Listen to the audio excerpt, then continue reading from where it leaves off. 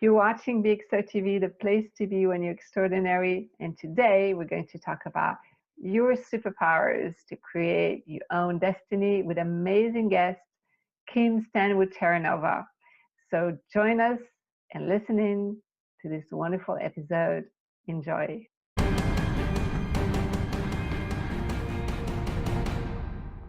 Welcome, Kim. I'm so honored to have you on the show today.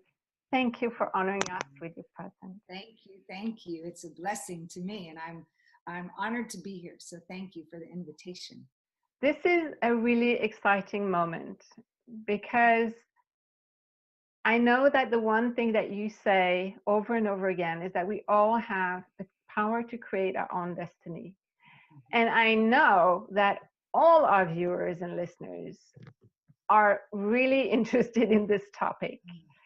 And I love that we're going to discuss how you came about this realization and how you help others to create their own destiny. Well, that's my favorite subject is our ability and our yes to create our own destiny. It's something that's been known for thousands and thousands and thousands of years. In different ways it has been said that we create our own reality and our own destiny. And it's interesting that now in human history we're listening a little differently because there's a bigger interest, because we're more awake. And part of my work with individuals is I'm committed to assisting people to stay awake, to create their own destiny. Because we're always creating, we're just either doing it consciously or unconsciously. So everything that has come around that has been very prevalent in the last 10, 15 years to do with spiritual studies, we keep hearing that there's just, there is a law of cause. In fact, there is a response in the universe. And it's, are we listening to ourselves to line up with that universal field of consciousness so that we can create from a conscious state, not an unconscious state. Now, that takes a willingness to be very awake, because it's easy in society to fall asleep. And I don't mean literally, I mean just in that spaciousness that we forget how powerful we are. We're all extremely powerful beings. We came in, we were born with a power to create our lives. And what happens is we begin to forget because of the life's journey, just what it is. And we have the opportunity to start to remember. And my commitment is to assist people to remember how powerful they are and that they are always creating, and exactly what is the space that they want to create on a bigger level, whether it's more joy, health, wholeness, connection with others, self-esteem, self-confidence, self-love, whatever it is, there's a pathway to activate the creation of it in a more tangible manner. And when someone will say to me, well, what do you mean? And I'll look at them and go, well, we all know that what if our thoughts do create, which they do. And if we wake up with the thought of, this is really going to be a difficult day, and I don't know, I've got so much ahead of me and it's going to be hard, we've already propelled that into motion. So the universe listens, whether we want to call it universe, God, spirit, it's energy. It responds to us. We're energetic beings and it responds to us. So our thoughts of, oh, this is going to be a really hard day, creates a really hard day. And the ability to know that we can see that there may be challenges in the day doesn't mean we negate it and forget. We're not spiritual growth right now in this time in history. What's beautiful is it's not a promotion of not seeing something. We could look at something and say, I see before me there's a lot of challenges today. What do I know how I want to move through them? That's the question to ask. I want to move through them with strength, courage, wisdom, balance. If we start naming who we want to be in those challenges, then that's our activation point of where we begin. So we're consciously choosing to see accurately, but choose and honestly what we're bringing to that situation and how we want to move through it. I love what you're saying, and I love how you clarify right off that we are creating all the time. It's just that sometimes we're not aware that we're creating, and usually when we're not aware what we're creating, the results may not be so pleasing. And in the times that we are today, where there's a lot of things, there are a lot of things going on. There's this shift in consciousness that has Yes. sprung, and there is so much more to be done. But the you know, it's budding, it's there, it's just about, the flowers are just about to open. So we really, I think everybody can use the wisdom that you share to better understand what they can change, how they can change. That they can't change anything really, but they have Yes. to put that wake up mode, that awareness mode on. Yes, absolutely. We can look at how often, and it is interesting when I say we want to stay awake, we also want to be gentle with ourselves when we're asleep. So it's when we start to wake up and have growth, spiritual growth, self-care growth, and evolve. We're all evolving, every single one of us. It's how do we wish to evolve? And as we evolve, when we stay committed to just being awake in the presence of others, we listen differently. We're more aware of the words that are coming out of our mouth, as well as the ones that are running in our head that we must interrupt, that aren't kind and loving. I mean, lots of my clients that I work with, will say, how do I just stop this chatter?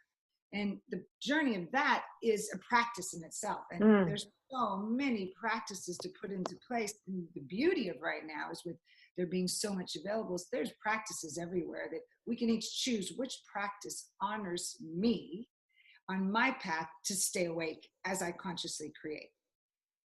Does that make sense? Yes, absolutely. And I love that that you say that there are a lot of things, there are a lot of practices available, and the key is to find the one that is that resonates with us. But there are also there's so much out there about law of attraction, how to set intentions. Right, that you want this sum of money to get it, and loving partner and health, and sometimes it just makes like a soup, that is not so digestible. And it's like, okay, so what am I supposed to do now? Like, where do I start? So what would you say to that? How would you help the person that's right there? There's so much information out there.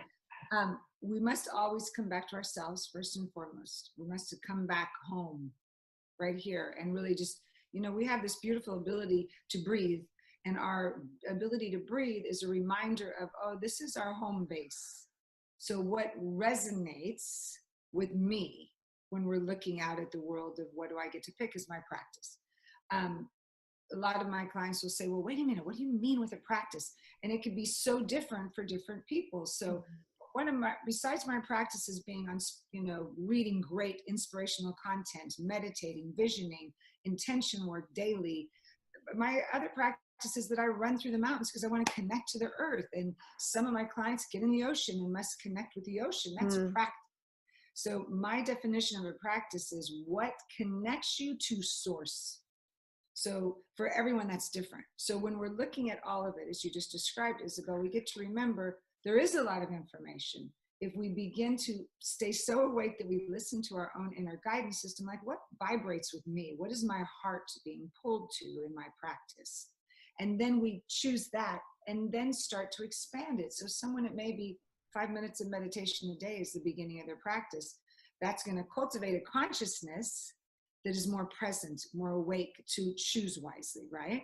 Someone else maybe their practices that they sit down and must do affirmative reading. Brilliant. Then someone else is a journaler, and we get to keep adding at any moment, what is my practice? If my heart is broken, do I want to write and really love myself through a writing process, or do I want to run through the mountains and cry it out? Like, we get to look at what honors where I'm at. And we're not taught that question. Nobody looked at us when we were little and said, I want you to ask your question, what honors you the most right now, and do that. But we can ask it to ourselves now. We can choose to really pause, take a breath, and think, what honors me today for me to stay awake so that I can consciously create the things I wish, whether it is health, relationship, whatever we wish to create. Now, as you know, one of my most favorite tools is intention, because the power of intention is what creates. Recently, I was interviewed for a movie that's coming out later this year. Thrive 2 is a beautiful documentary following Thrive 1 that came out years ago. And I've been featured in it for this purpose of the power of intention is the place of creation, where we are creating. Now, the word intention in itself has been used a lot. Yes, absolutely. Yes, and the good news of that is at least the word is out, and everyone's knowing that. What is your intention? What does that mean by my intention? What I would love to look at is intentions are really powerful, and there's so much more depth to them than is being discussed on the surface level. The way I like to look at it is intentions are similar to goals, as in they're an aim. The difference is they're based in like a spiritual connection. So in a goal, we may know and aim for, this is how I'm going to do that, but I must do it, right?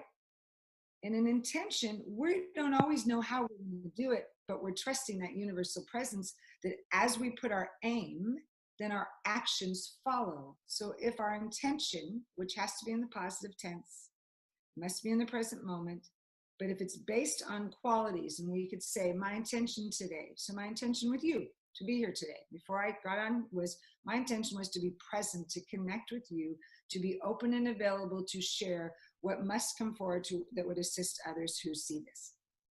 There's nothing based in that in a result, was there? No. It was a quality of beingness because it keeps me in the present moment. Now, I can't say how all that's going to happen. I didn't know what questions you're going to ask me. I don't know it, but I'm trusting that my aim is to stay connected with you, to be available to share and to discuss, to really look at all the possibilities in life. And then I'm in the present moment and able to do exactly that because the aim has been set. So what happens is intentions keep us out of expectation.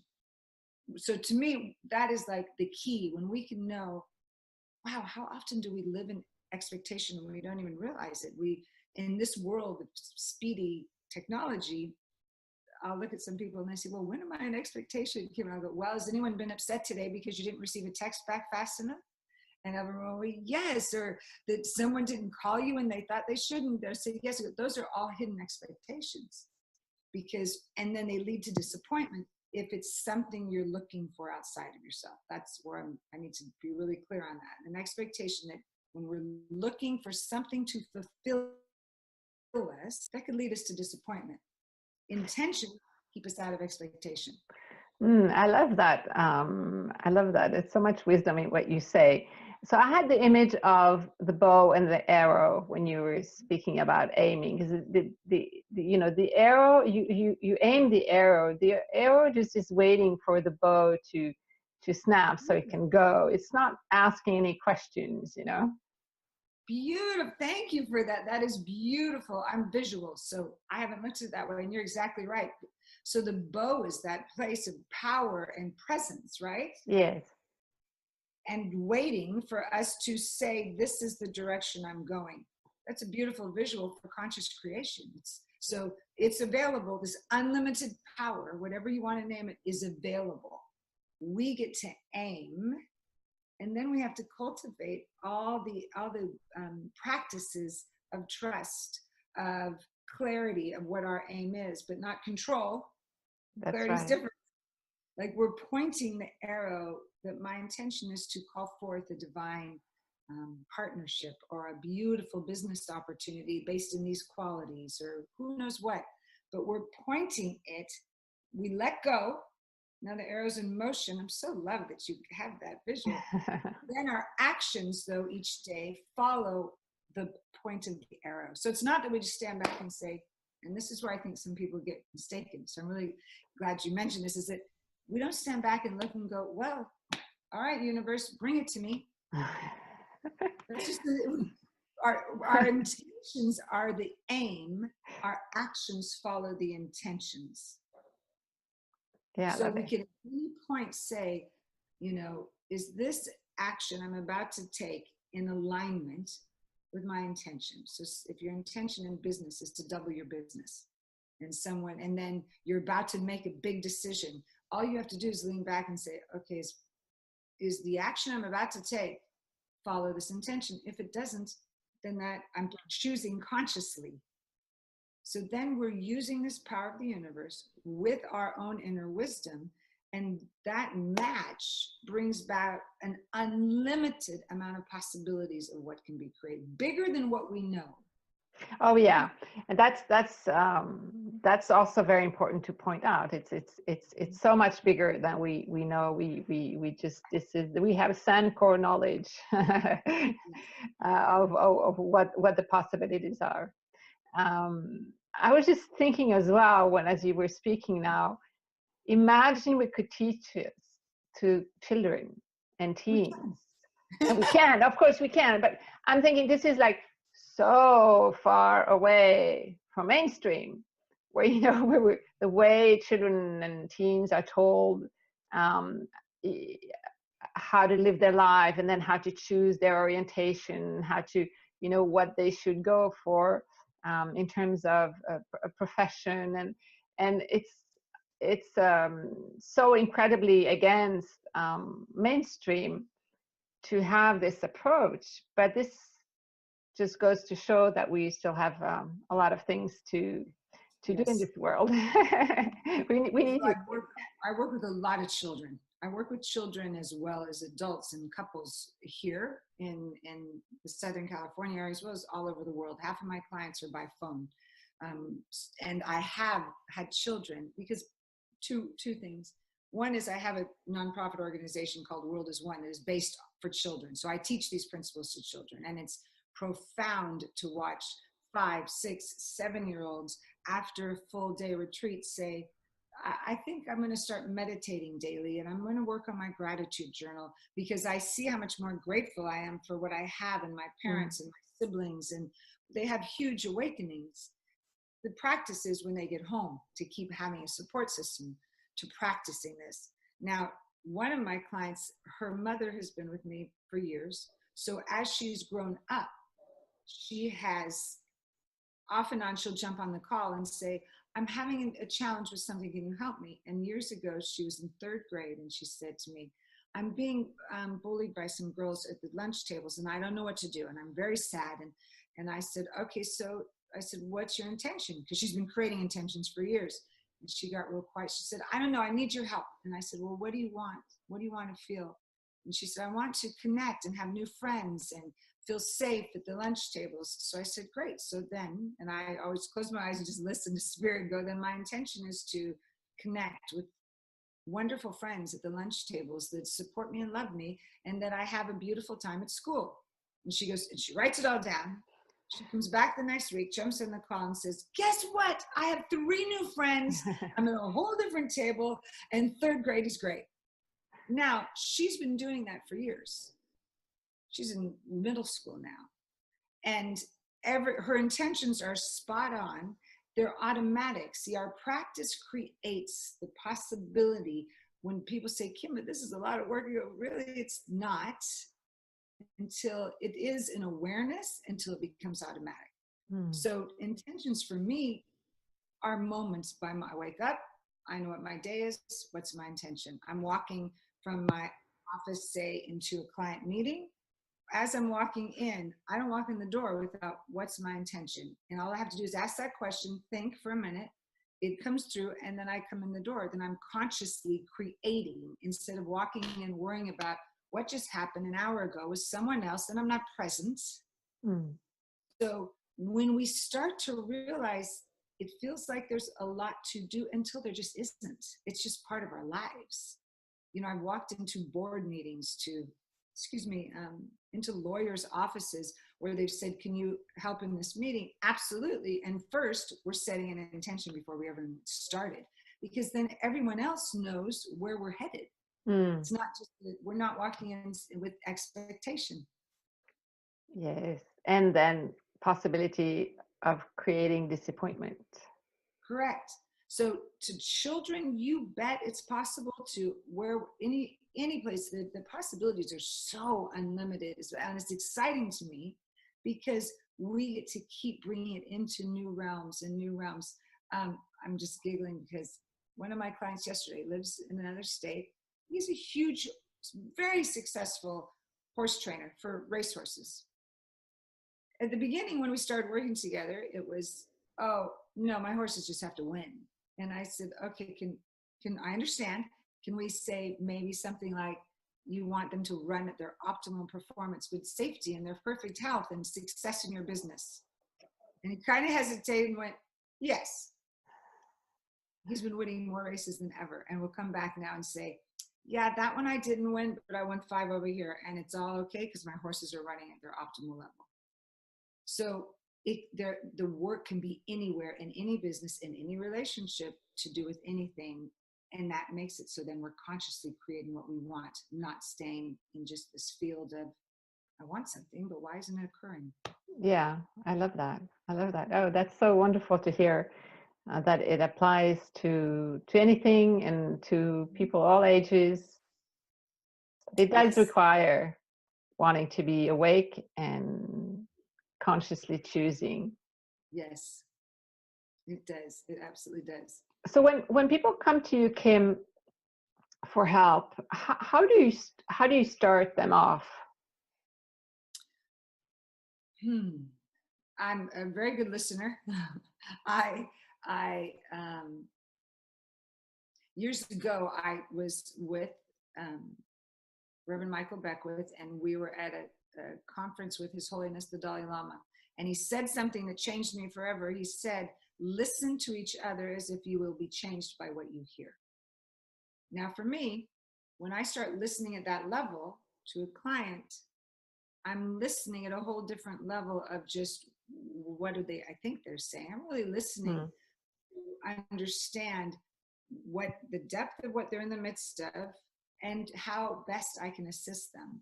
That I won't know that before they walk in the door. So my intention is always to be present to listening to them and to assist them to heal, to stay awake, and to give them the tools to do that. So whenever they come in to see me, we always do a blessing at the beginning of our sessions so that we begin. And I always ask them, what's your intention today? You know, and sometimes when they first begin, they're like, I don't know, I just want to help. I'm in pain. I'm in emotional pain. I'm in a breakup and my heart is broken, or my business is failing. So that still is an open door for us to go deeper in. Okay, talk to me about that. What's happening in this? What's your belief system? My search is to understand where they're at and then assist them, that we go there to heal those places where they're at with tools of everything we're discussing, and then how to start applying them daily, moment to moment in their life, so that as they heal, expand in the issue they came to see me about, they really discover that then the tools expand everything in their life. So they may come to see me about a relationship, and the relationship gets better and their business may thrive, or their relationships with their family or themselves, how they view themselves, because it's all connected. Absolutely. Yeah. So I'm humbled and honored when I get to work with my clients, which is daily. Sometimes people go, that must be a lot of work. I go, oh my gosh, it's so great. I'm so grateful because it's an honor for them to share themselves with me and then to assist them and then watch them grow. Then they come back, say, this is where I grew, but then now I'm stuck here. Great. Now let's keep, going to this element. And here's a really important piece that lots of people miss is that sometimes clients will come in and we've been working on a certain issue for a long time. And all of a sudden they'll look at me and say, oh, and so that's handled. It's going great. La, la, la, la. But this problem over here. And I'll go, wait, back up. Like, can we stay in the celebration of, you've been working on this for a really long time. I've watched in the human condition that often when someone gets what they want, then they jump to the next issue instead of just being still in what I call, there's like a really important level of celebration that must occur for us to really receive the gifts that have been given, that we've created. So back to the very first question you asked me about how do we consciously create our destiny, this is one element that if we're not pausing to even acknowledgement's a huge exercise for me, to not acknowledge where we have created with the universal presence that something shifted, if we don't take a moment to really be in gratitude, acknowledgement, celebration of it before we jump to the next, I want this, we've missed this element of, oh, it's working. Everything's working, because look, it just shifted over here. That is our springboard to go to the next, to see, oh, the universe is listening and my intentions are being heard, even if it was subtle. So that helps us get to the next one. But lots of people miss that place of celebration, gratitude, of that something is shifted. And again, back to dropping the expectation that I want it all to shift.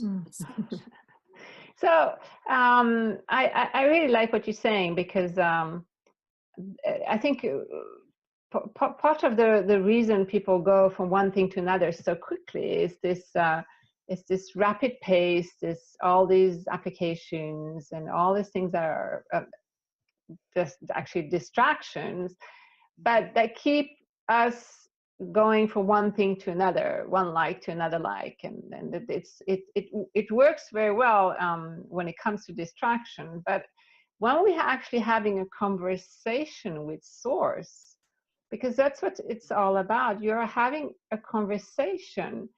It's like if I asked you a question and you answered, and I just turned my head and didn't listen to your answer.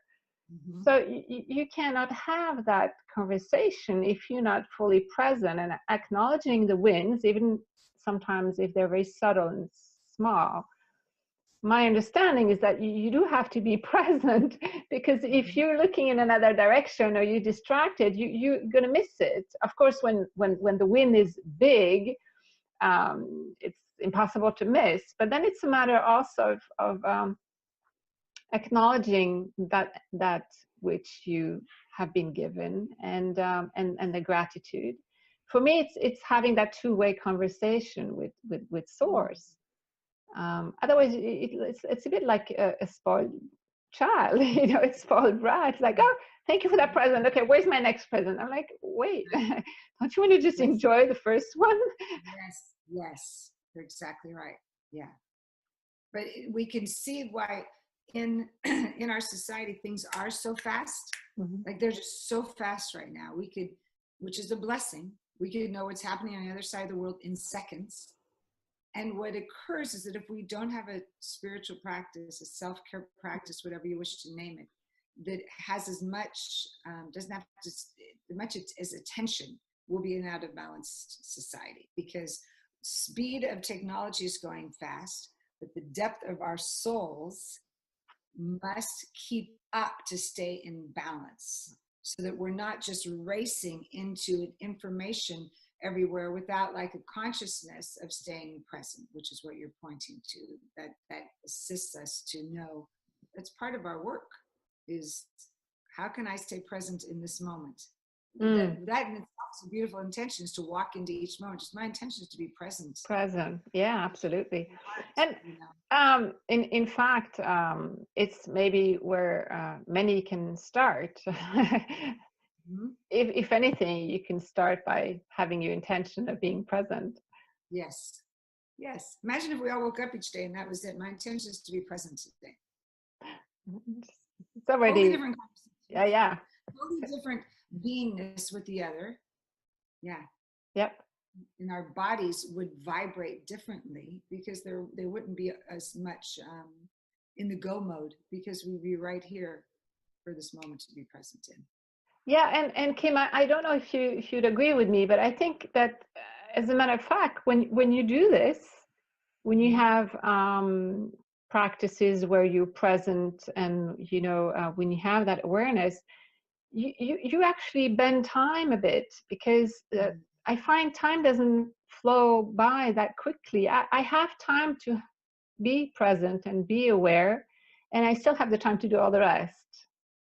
And that's very high conscious work, that like to know that, yes, I completely agree with you.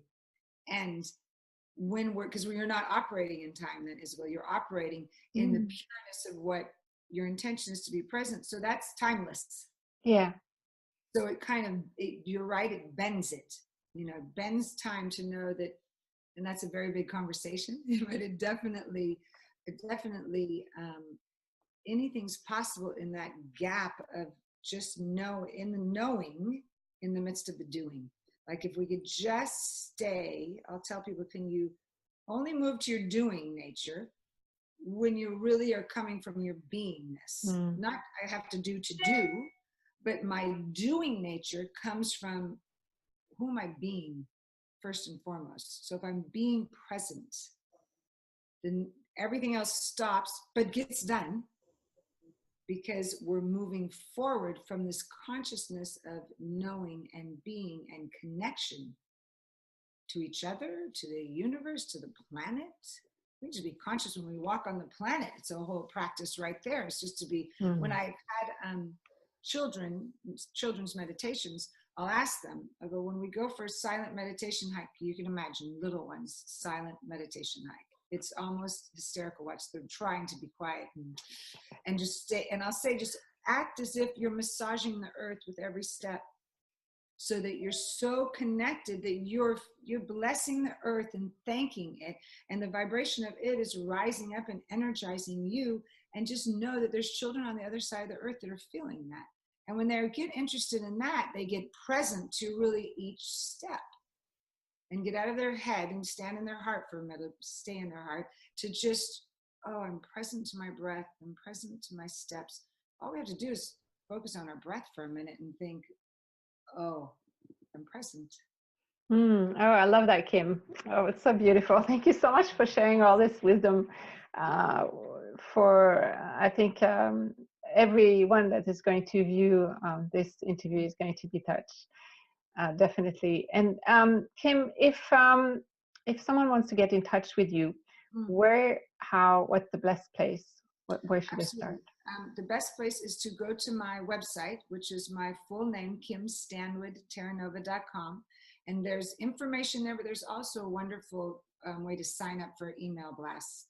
And what I do is that is send out a lot of inspiration, all the retreats I teach that are in California as well as all over the world. There's lots of teleseminars so people can be all over the world, but still tune into classes. So the best way is to sign up on my website, and otherwise send me an email. It's that just kim@kimstanwoodterranova.com. Oh, wonderful. Because this next year is going to be full, this year and next, with a lot of travel. So there's going to be lots of times going to be in different cities and different countries that no one would know that meaning unless you sign up, and I'll tell you all about it. Oh, wonderful, Kim. Thank you so much. I will obviously put all the links below the interview, so it's easy to click and everybody can get in touch with you. Thank you so much. Thank you for honoring us today with your beautiful presence. And to everyone, my extraordinary beings, until next time, well, be extraordinary. Lots of love. Have a beautiful day. Have a beautiful day. Thank you. If you like this episode, please subscribe, comment, share, like. This is how we spread the word about BeXoTV. Thank you.